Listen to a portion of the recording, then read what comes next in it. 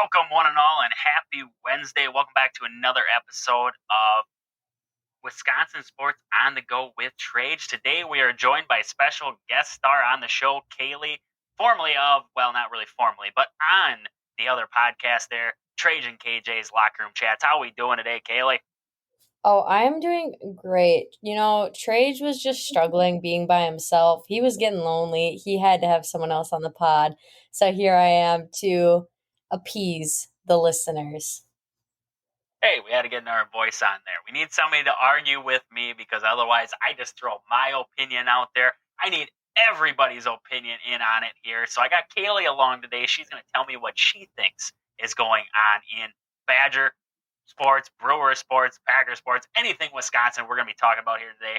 Today we're talking about first, we're going to talk about that Brewers win last night, 7-3 final there. We're going to get to that. We're going to be talking a little Badger basketball, and we're going to roll on into some Badger football.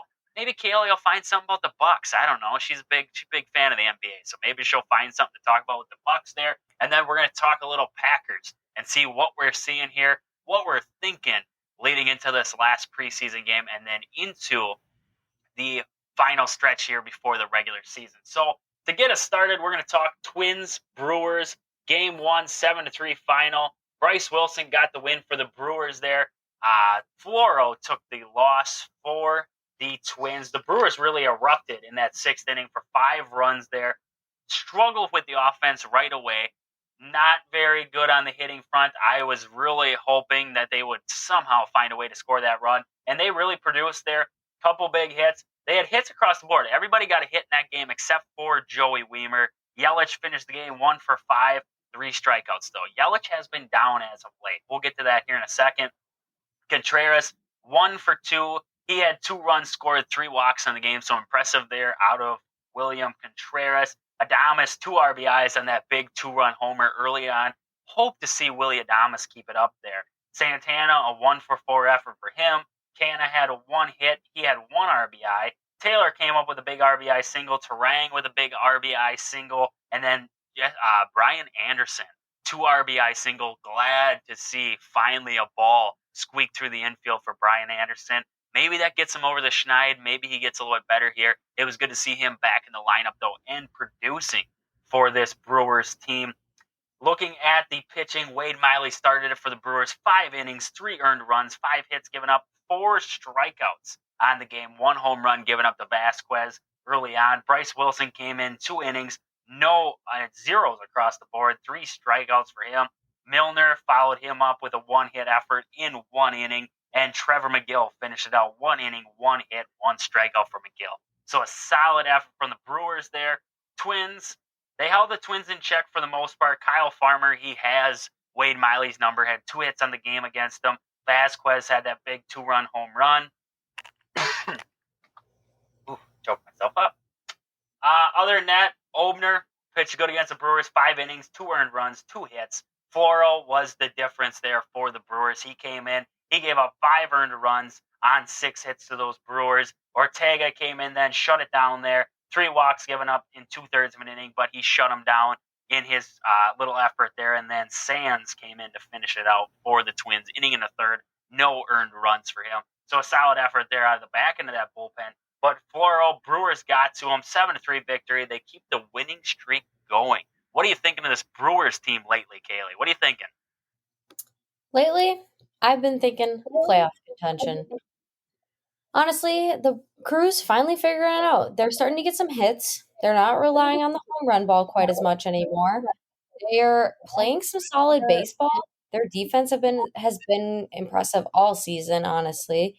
And their pitchers are finally figuring it all out. Like, it's all just coming together. And hopefully it stays put together. Hopefully we don't see them start to fall apart as Wisconsin sports like to do. I couldn't have said it better myself. I could not have said it better myself right there. They're finally starting to hit a stride here. They took care of the Rangers there with that sweep. They finally got to the Twins here in Game 1. So leading up into tomorrow's game, we'll tap into it real quick here.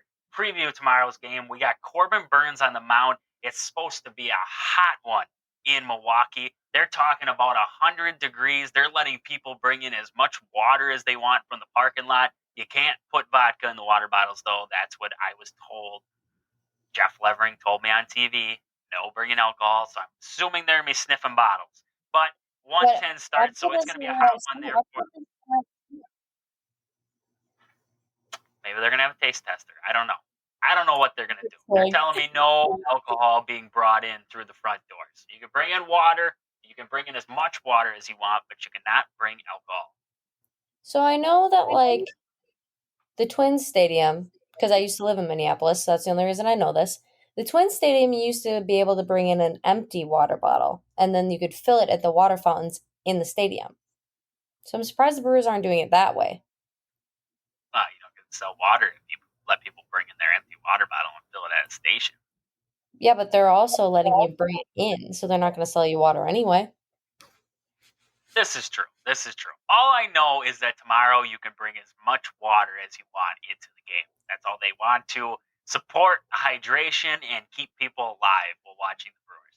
I don't know who is going to go to this game as hot as it's supposed to be. They're going to have the roof open. The players, I don't know what they're going to do because it is going to be a hot one. It's really going to affect home plate umpires in general, pitchers, catchers. I mean, it's going to be spicy down there. For a Corbin Burnes, he's going to be hot out there, and he's going to be hot on the mound. I got that feeling. With Burnsy. 9-6 on the season, a 3.43 ERA. He'll match up against Kenta Maeda from the Twins. So far this season, struggling. 3-7 with a 4.13 ERA.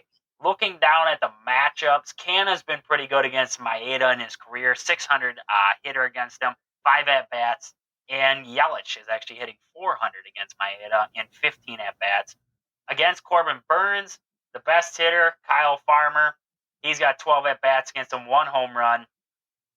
Looking down the line here, Julian, he's got a 667 average in 3 at-bats. And Lewis, he's got a 333 average in 3 at-bats. Michael Taylor, 333 in 6 at-bats for Taylor against this Corbin Burnes firepower that the Brewers are throwing out there tomorrow. So good to see that the Brewers got the win last night and today, hoping for another one here in this 110 start. Kaylee, what do you got for predictions for the Brewers here today besides a Brewers win? What do you got?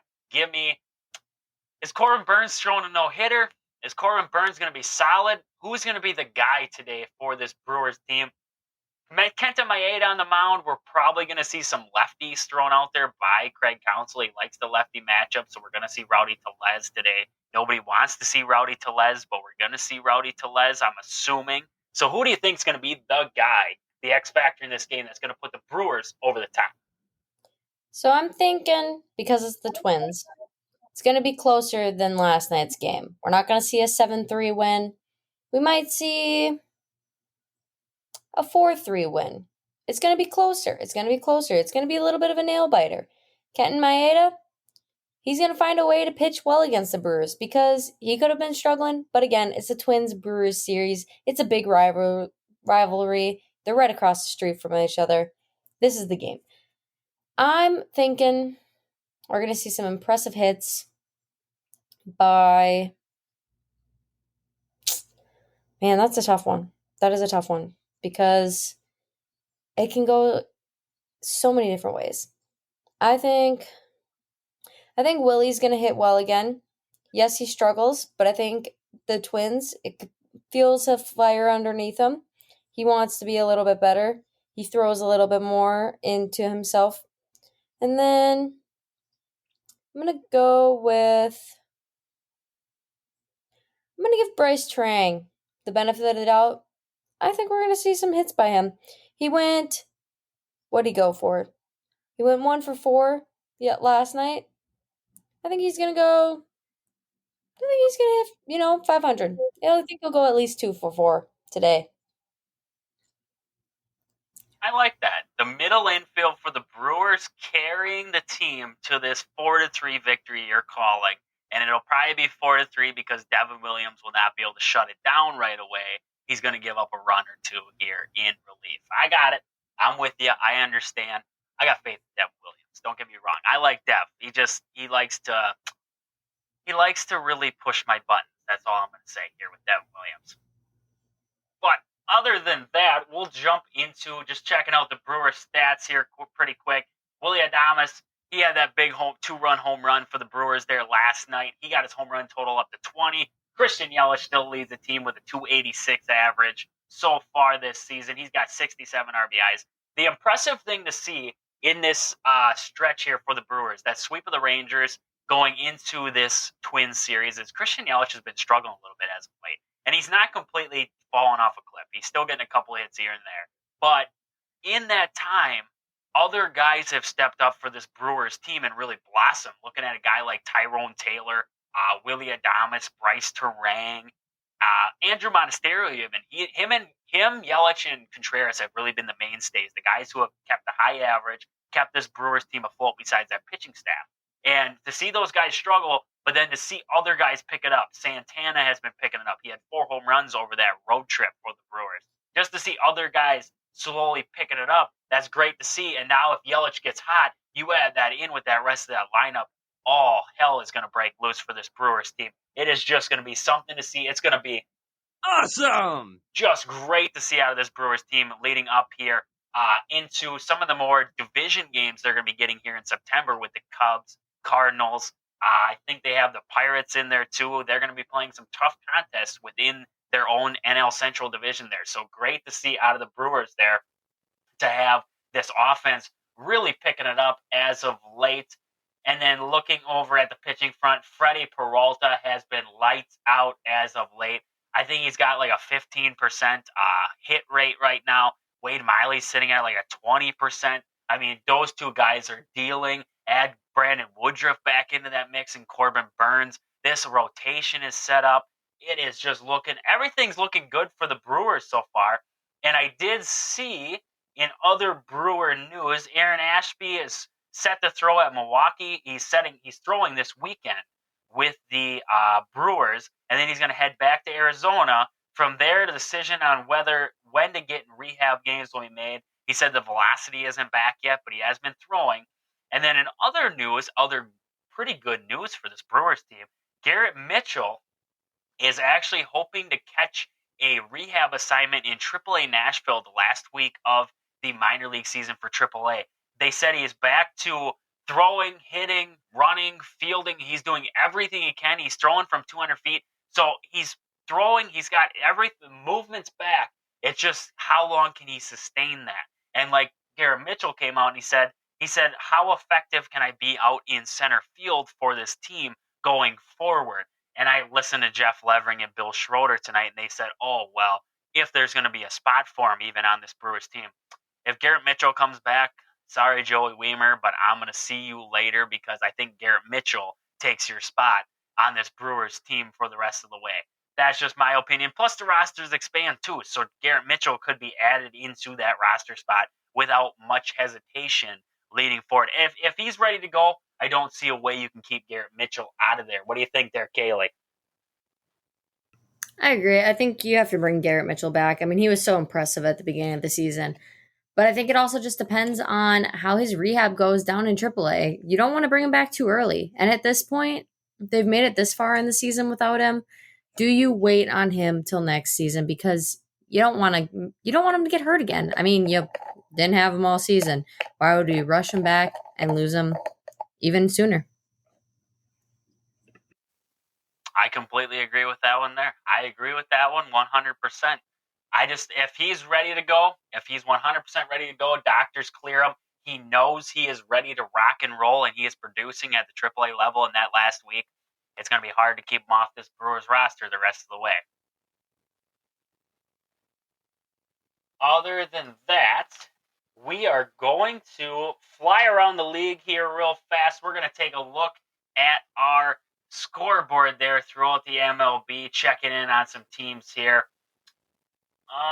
The Cardinals lost to the Pirates. 6-3 was the final there. The Phillies took care of the Giants 4-3. Looking around here, the Braves took care of the Mets 3-2. And that looks like the Cubbies actually lost to the Tigers 8-6.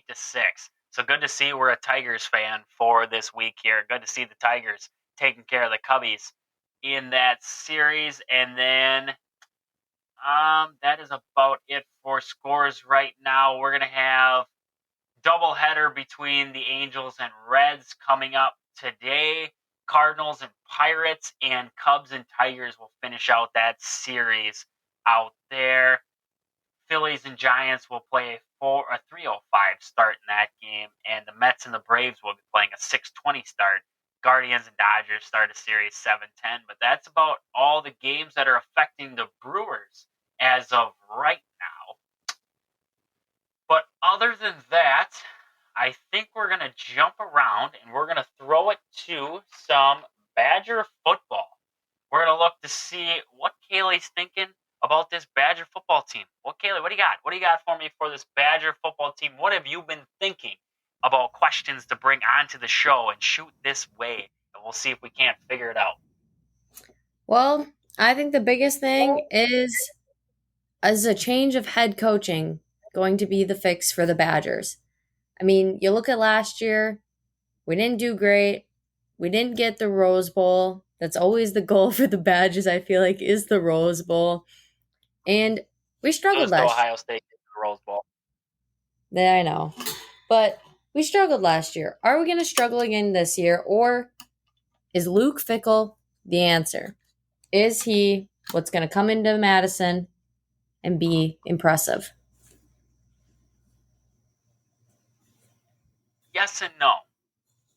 I don't know if Luke Fickell is going to be the automatic fix come year one for the Badgers. I think he's got a lot of stuff he's trying to instill. He just got his offensive coordinator in Phil Longo. He's trying to reform the defense. I think it's going to be a lot. But I think what's going to help Luke Fickell is he's got guys, but what could help him but also fail him is he doesn't have a lot of the Badgers' mainstay guys on this team. He's got a guy like Braylon Allen. Ches Malusi's been there for a couple years now. Shimmery DK. But you look at the quarterback room, Tanner Mordecai. He's set to be the starter for this team, transfer in from SMU. Then you have backup quarterbacks like Evers, and you have Miles Burkett, which he's been there, but he's looking to be like the third string for this Badgers team. And Locke is in there too. So I don't think that in the quarterback room he's going to struggle too much. They're all learning this offense as they go, and I think they could sputter off the bat, but I think it's going to be good having teams like Buffalo, Washington State, Georgia Southern in those first couple games because I think that's going to help them really hit their stride.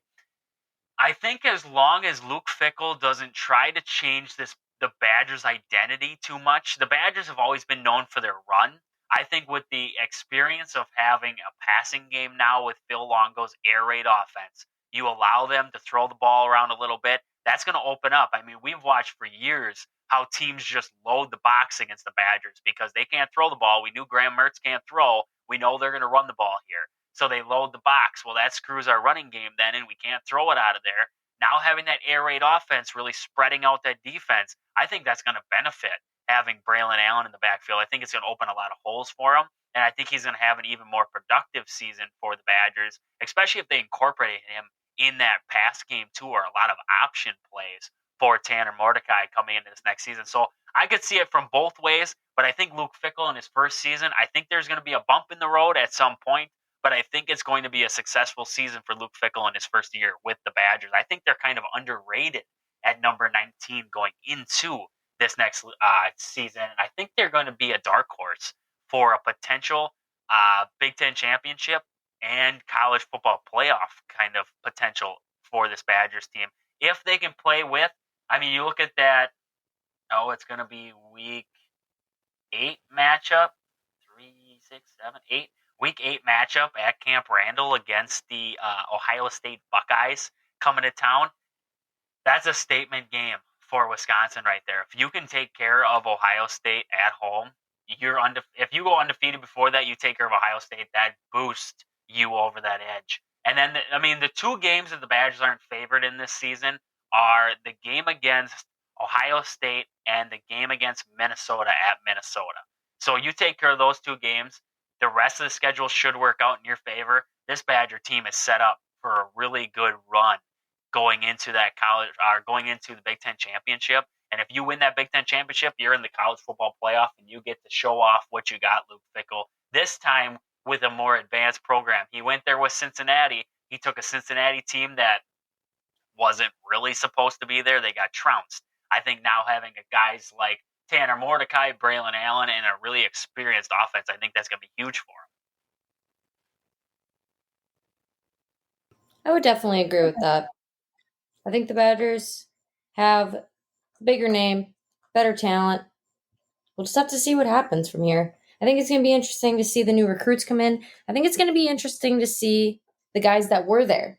Are they going to make a run in Luke Fickell's offense, or are they going to be replaced by these guys that he's brought in?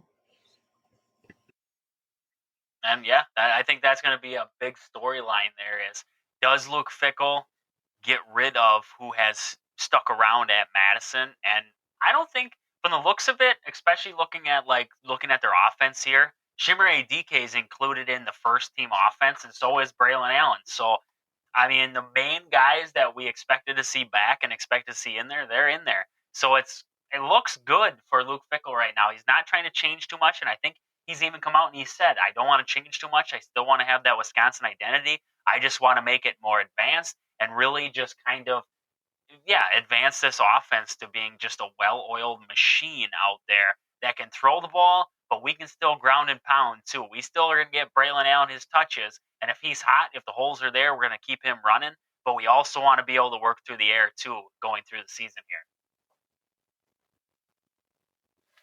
here. Good point. Good point. Any other thing that's biting you with this Badger football team? Anything that's you're thinking? Not too much so far. I think the big thing is going to be, for me, I got to see week 1. I got to see how he comes out. Got to see how he performs.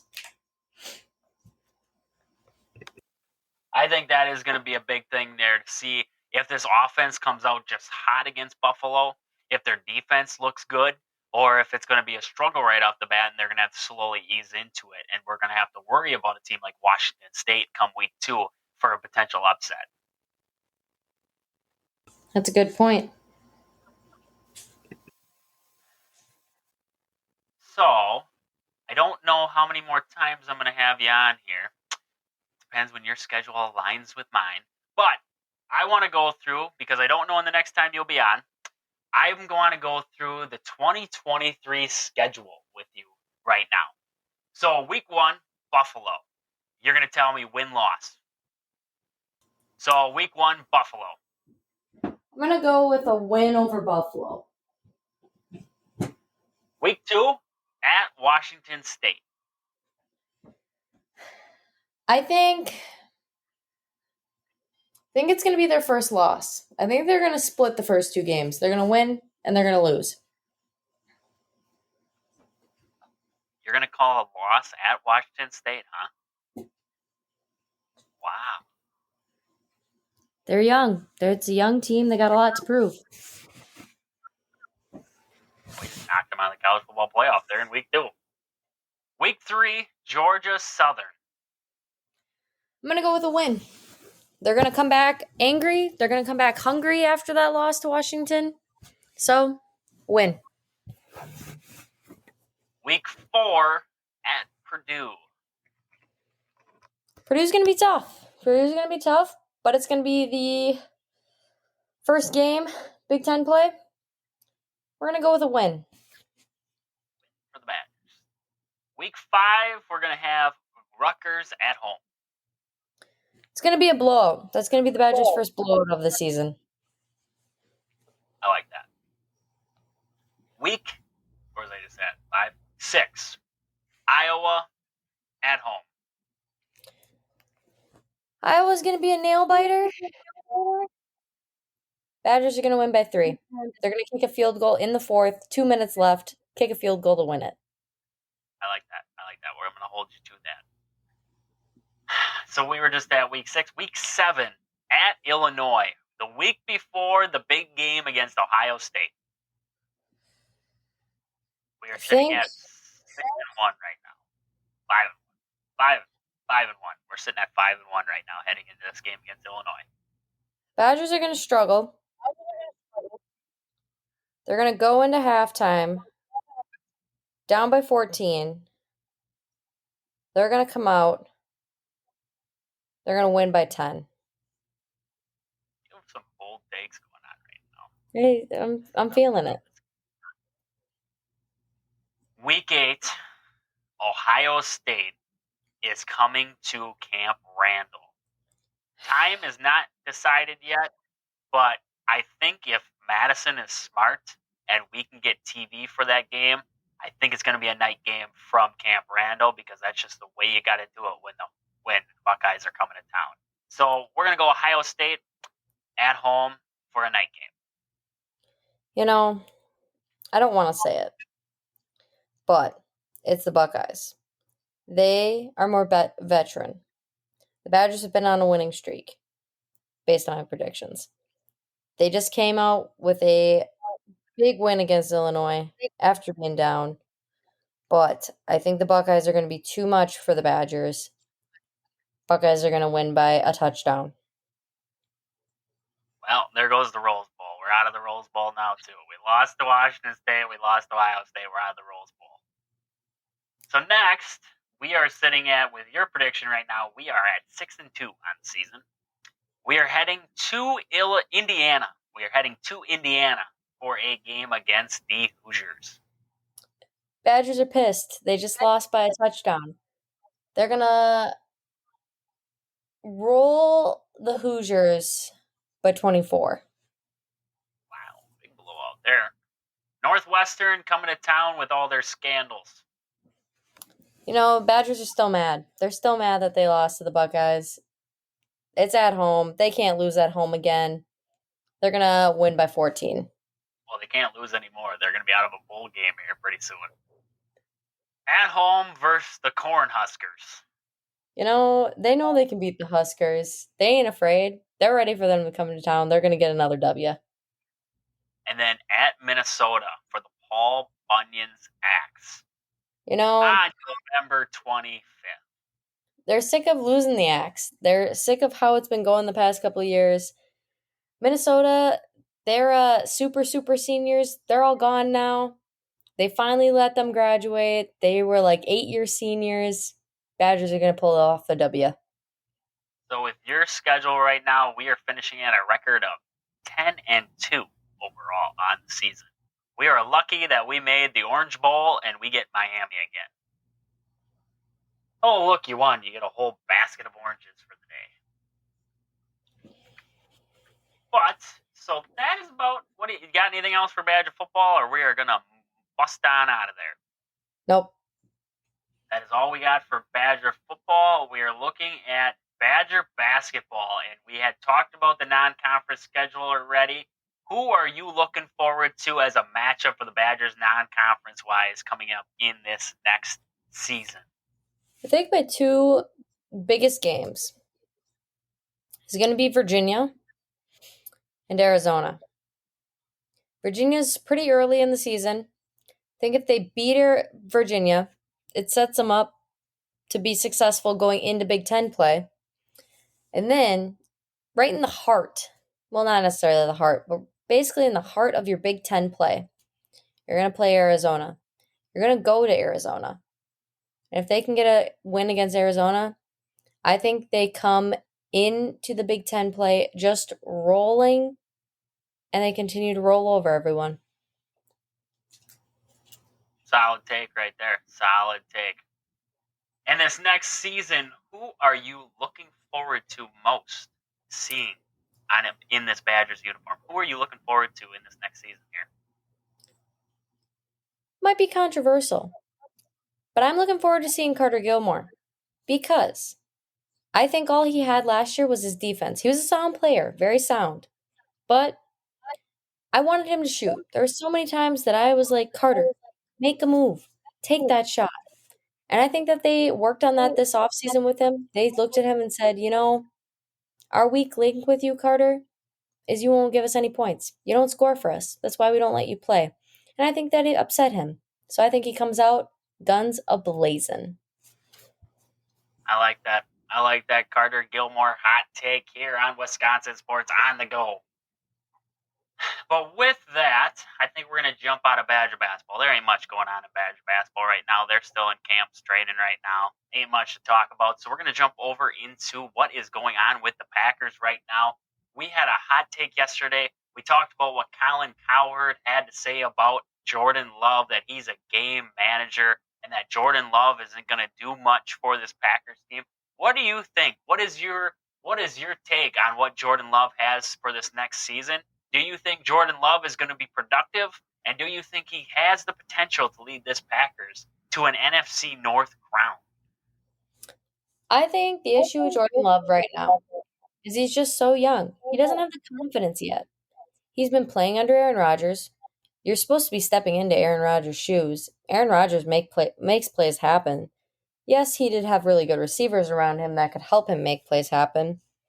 But you've lost those receivers. You don't necessarily have those receivers that Rodgers had. So, I think he needs to just find his confidence. Once he has that, I could definitely see him leading him to an NFC North championship. I like that. I like that. And with this NFC North, if you had to say who's going to be your top quarterback, now for the Bears, we're expecting Justin Fields. Detroit's going to have Jared Goff. Vikings, they're going to have Kirk Cousins. And then the Packers will be rolling out with Jordan Love. Who is your guy? Who are you thinking is going to be the guy in the NFC North? Who is it going to run through? If Jordan Love can figure it out, I'm going to say Jordan Love. Otherwise, I think I'm going to say Jared Goff. They had a great draft this year. The Lions found some receivers. They found some offense. They did find some defense too. But I think they found weapons for Jared Goff. So I think he's going to come back and be the quarterback we once knew. I like that. And in a hot take, at this point, with how much Anders Carlson is scaring me at the kicking position right now, he did do a little bit better against Patriots. He was 1 for 1 on his field goals, 2 for 2 on extra points. He looked a little bit better. But besides that, training camps, he's looked shaky.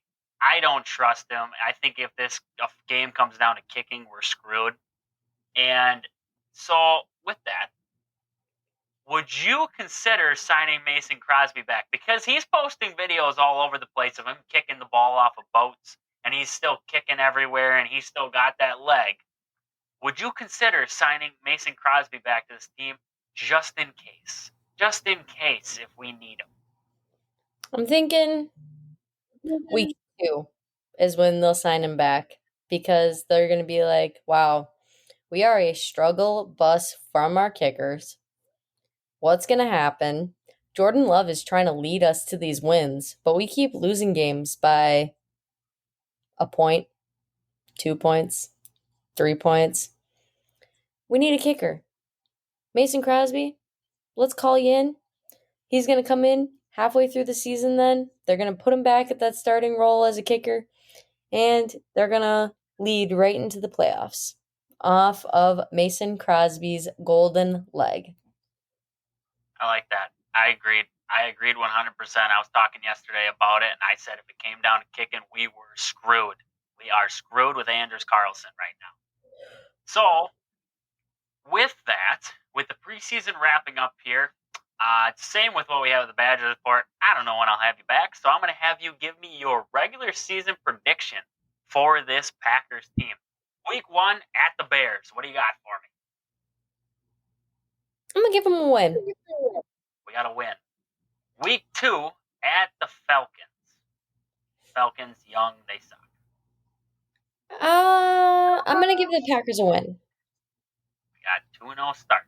Week 3, New Orleans Saints. Now remember, Alvin Kamara ain't there right now. I know.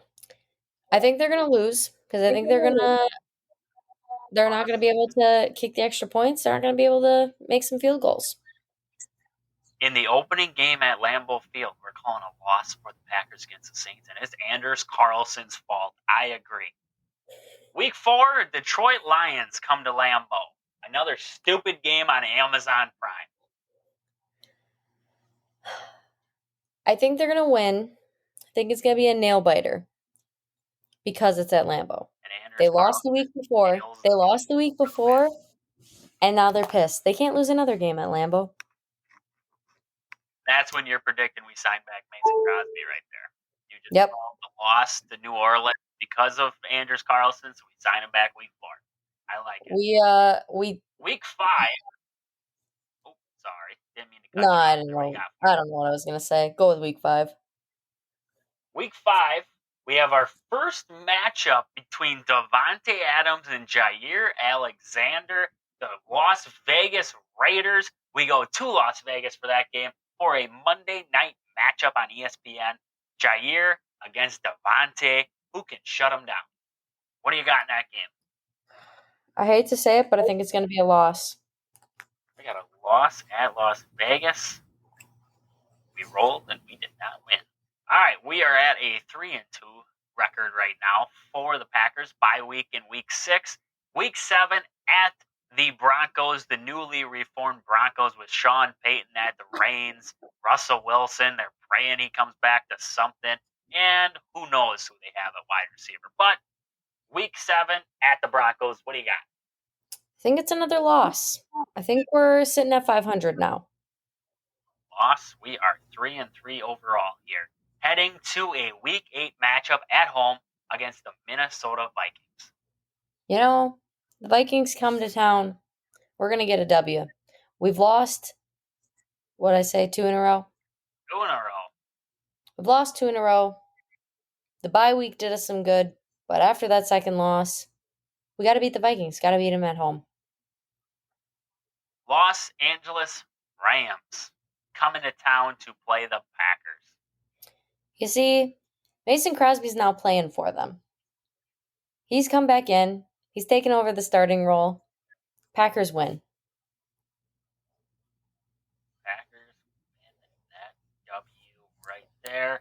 Then we go to Pittsburgh against the Steelers for a November 12th matchup. I'm thinking a win. Pittsburgh's got a lot to prove, but I don't think they have enough to prove themselves. We got a 3-game win streak going right there for the Packers up until they come to a home game against the Chargers. Justin Herbert coming to town to play Jordan Love in the Pack. Ugh, this one's tough. I think we end the fourth quarter tied. We're going into overtime. We're going to see what Jordan Love's made of. If, at this point in the season, he started to gain the confidence, it's a win. If he hasn't, it's a loss. So did he gain the confidence or did he not gain the confidence? I don't win know. or loss. I don't know. That I'm going to have to wait and see. We can't end in a tie. You technically can. We technically can. I'm going to go. We're going to give him a tie in week. We're going to give him a tie there in week 11. So week 12, after that tie we just had against the Chargers, we're going to go to Detroit for a 11:30 a.m. kickoff on Fox. I think. That must be Thanksgiving. I'm pretty sure it's Thanksgiving. Did I have them beat the Lions? Did I have them beat the Lions at home? Let's see. Week 4, yes, they beat them at home. I think they. Oh yeah, right. I think they lose to Detroit in Detroit. A loss after the tie. So we come down to then we have a date with Patrick Mahomes and the Chiefs on Sunday Night Football. You know, now we see what Jordan Love's made of. But it's at home. It's a home game for the Pack. This defense is good. I still think Pat and Andy, Mr. Santa Claus, Mr. Cheeseburger Man, I think they're going to be too much for Jordan Love and Matt LaFleur. I hate to say it, but I think it's a loss. Yeah, I'm down for a 2-game skid there before they go to the Giants for a Monday night matchup against the New York G-Men. You know, they're mad after that 2-game loss. They're mad that they weren't able to squeak out a win against Pat Mahomes. They're going to roll the Giants. Got a win against the Giants. When we roll into week 15, we got the Tampa Bay Buccaneers. Whoever's playing quarterback for the Buccaneers, it might be Baker Mayfield. We're going to beat the Buccaneers. We got to win Win against the Buccaneers, 2-game win streak, heading to Carolina for a date with rookie Bryce Young and the Panthers. This one's tricky because it all depends on how Christmas Eve game for the this all depends on how Bryce Young goes and how Jordan Love goes. We can't have two ties on. I know. Let's say Jordan Love has the confidence. Let's give him a W. W for Jordan Love and the Pack, heading into a Week 17 matchup at Minnesota. That is going to be a Sunday night game. Kirk doesn't do well on Sunday night. He does well Sunday afternoon. Sucks Sunday night. He's not a primetime guy. So the Packers are going to get a win. We got a win for the Pack. They're on a 4-game win streak before they play that Week 18 game against the Bears. At home, at Lambeau. At this point, we're on a 4-game winning streak. Jordan Love is feeling himself. He's thinking, Aaron Rodgers, who? You don't even know who Aaron Rodgers was. You're not going to remember his name. His jersey sales are through the roof. People are burning Rodgers' jersey. This is a 5-game win streak to go into the playoffs. We got 5, 6, 7, 8, 9, 10, 11. We are 11 and 6 and 1. It's pretty solid, I think. 6 and 1 you got for me in this season for the Packers. That's a solid first season out of a guy like Jordan Love. That could very well happen. Not the maybe one. Maybe not the twin. Maybe not the tie. Maybe not the tie. They'd either be 12. They'll either be 12 and 6 or 11 and 7. Like, that's a very doable thing for Jordan Love. I don't think that's a bad season right there out of the first season of Jordan Love. And I think that really helps him is the schedule kind of worked out a little bit better for the first season, right, to Jordan Love. They have a couple games in there where they play like the Chiefs, the Chargers, even a team like the Giants who could be good here this next season. But then they have a lot of iffy teams that they can take care of, and I think that's really going to help them here this next season. But with that, anything more with the Packers you want to talk about, Kaylee? I really don't. I don't got anything else. She's got nothing, and that is all we got for this episode here of Wisconsin Sports on the Go. We want to say thank you, Kaylee, for being a part of it. Oh, it's been my pleasure, fans. All right, and thank you guys for listening to this episode. Get out, watch the Brewers today. Stay out of the heat. It's supposed to be high temps out there, 100 degrees they're talking, so stay hydrated. We want to have you back for another episode here. And check us out all around Instagram, Facebook, anywhere where you can find us. Check out the podcast and recruit your friends. Kaylee will join. She said, we get 100 people listening to the podcast, maybe even 1,000. She'll jump on more often. So with that, this has been Wisconsin Sports on the Go with Trage. Thank you guys for listening. Deuces, Brew Crew. Later, guys.